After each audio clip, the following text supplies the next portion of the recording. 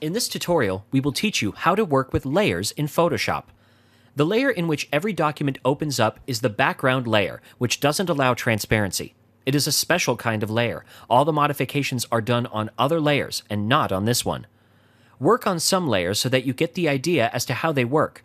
When you open an image, you can see that this document opens in the background layer. To write some text on it, select the Text tool from the toolbar. You can change the font, the size, and the color of the font from the bar on the top. To write text, click on the screen wherever you want and start typing. Once done, click on any other place on your workspace and you can move your text around the canvas.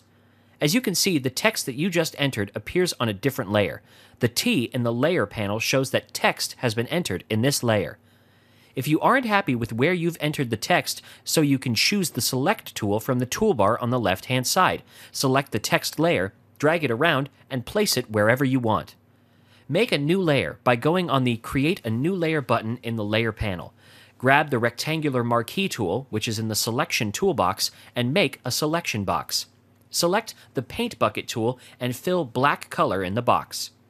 As you can see in the Layers panel, there are 3 different layers. One is the background layer, one for the text, and one containing the selection box that you just made.